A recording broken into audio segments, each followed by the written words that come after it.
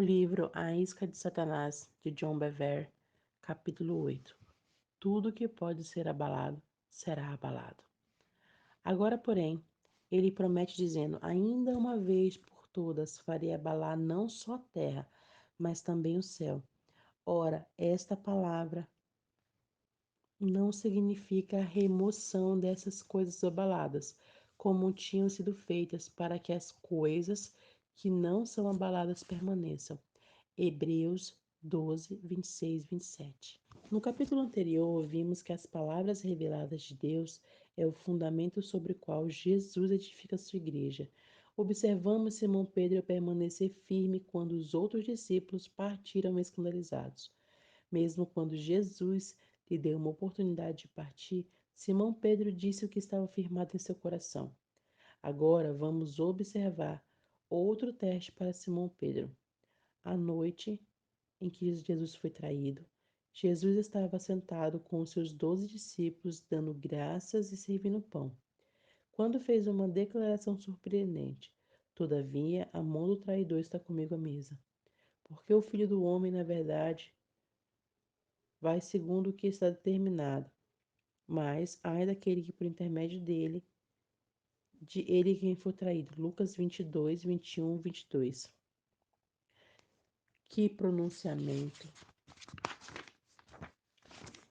Hoje diríamos que com essas palavras Jesus soltou uma bomba. Embora Jesus soubesse desde o princípio que ele seria traído, aquela era a primeira vez que seus discípulos ouviam aquilo. Você pode imaginar o terrível sentimento em que se espalhou por aquela sala quando ele disse que um dos líderes que havia estado com ele desde o princípio, um aliado, iria traí-lo? O resultado foi que eles começaram a indagar entre si quem seria. O que estava a fazer isso? Eles estavam estupefatos pelo choque de saber que um deles seria capaz de cometer uma coisa tão terrível. Mas a motivação deles pela qual para tal investigação não era pura. Sabemos isso pela forma em que observa eles conversam. Sabemos como a conversa deles terminou. O motivo deles para esta indagação era egoísta e cheio de orgulho. Veja o versículo seguinte nas Escrituras. Suscitaram também entre si a discussão sobre qual deles parecia ser maior. Lucas 22, 24. Suscitaram também entre si uma discussão sobre qual deles parecia ser maior. Lucas 22, 24. Imagine isto. Jesus disse a eles que estava perto para se entregar ao chefe dos sacerdotes, para ser condenado à morte e levado aos romanos para ser ridicularizado, escarnecido e morto. Aquele que faria isso estava sentado com eles na mesa. Os discípulos questionaram quem era, e aquilo terminou em uma discussão, quase como filhos dos quase como filhos, discutindo por causa de uma herança. Não houve preocupação por Jesus, mas uma corrida de poder e posição. Que egoísmo inanimável.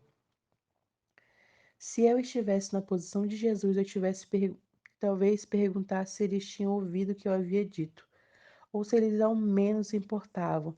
Vemos a partir deste incidente um exemplo de como o mestre ainda é amor e paciência.